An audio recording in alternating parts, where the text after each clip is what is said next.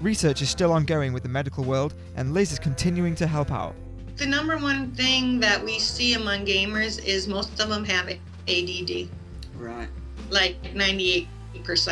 My son had ADD. We deal with all age groups. We really find that 18 and above are the people that stick around.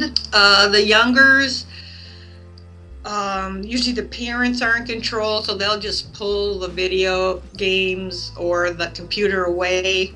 So we don't have a whole lot of the youngsters coming in. They'll come in and maybe... It seems apparent that the parents are in complete control over their child's video game playtimes. To check this, I revisited my old primary school where I sent out a questionnaire to every child and parent regarding video gameplay. The parents' version differed slightly by asking them how much their child plays without conferring with them. This was to see if the child lied about his or her gaming time. The results from my questionnaire were varied. Predictably, out of 54 of my returned subjects, 47 were males aged between 6 and 11. The amount of consoles ranged between 1 and 3.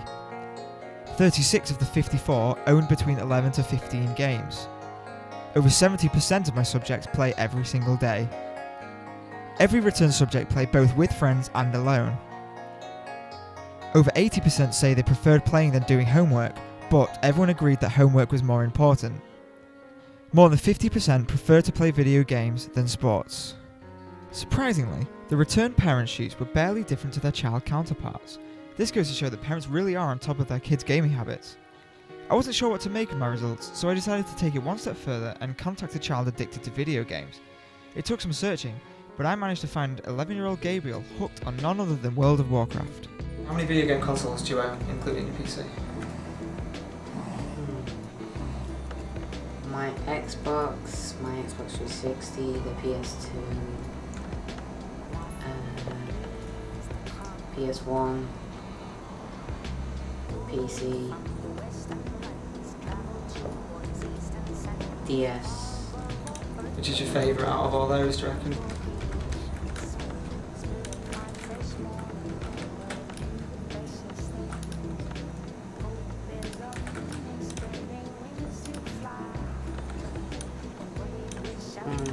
PC. What's its appeal to you? What do you like about it most? I see you doing some dueling around it. Is it sort of like... I don't know, like making all the characters better and What about killing everyone. what about interacting with other players? Has that got something that you like doing? Yeah. How many hours a day do you think you play video games?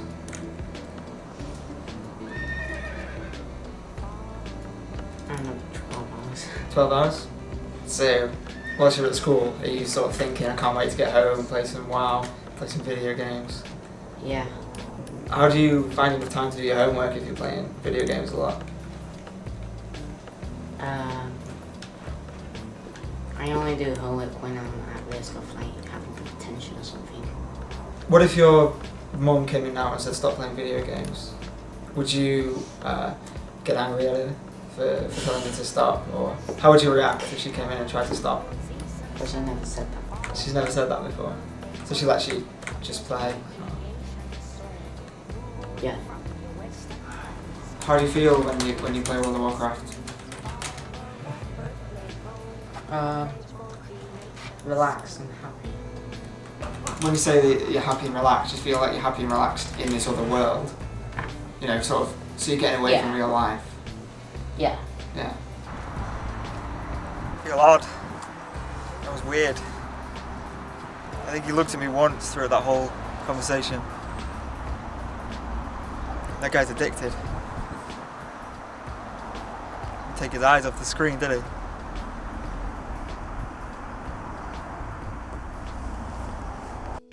Watching Gabriel play made me wonder slightly about the future of our children and the future of video games. I mean, he certainly claimed to be happy, but only time will tell if it's to have a major impact on his life. Perhaps it's something he will grow out of. But Gabriel isn't the only one who has found happiness through World of Warcraft. I visited my old friend Matt Smith and his girlfriend Jen. Believe it or not, they met through World of Warcraft. Yeah, we just got talking after a while and we were just like friends for a bit. But, you know, a few weeks went by and we just kind of like, you know, just said, oh, you know, quite like you, do you want to like meet up or something like in the future? And that was kind of like the idea for a while.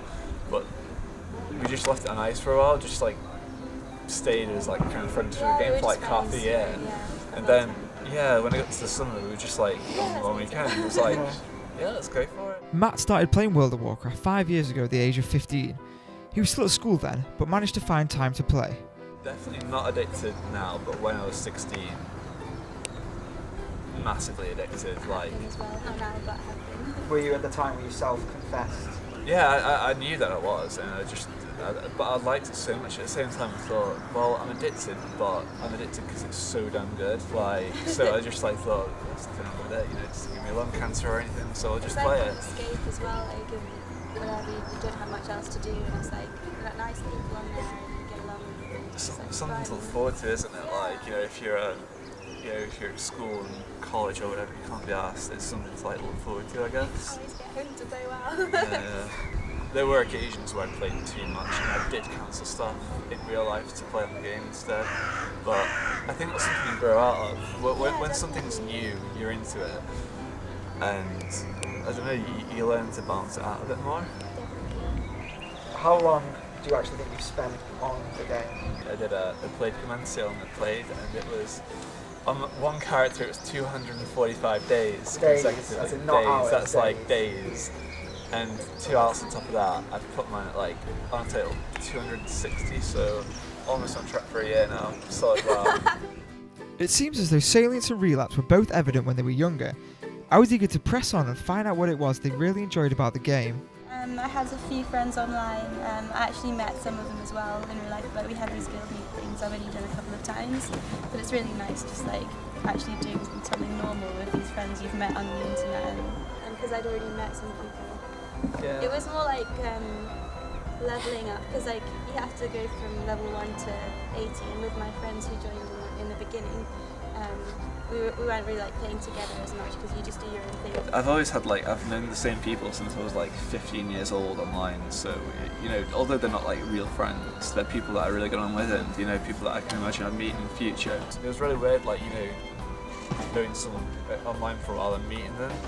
Didn't know if it'd be like starting like a friendship or relationship all over again, because it's like you're immediately speaking to each other, but I don't know, it was just It's like been like 7 or 8 months before we actually met that we'd speak. but yeah, it just like took us straight away, and it's all kind of been history since then. Judging from these cases, I noticed that video games create happiness, and in some scenarios, love.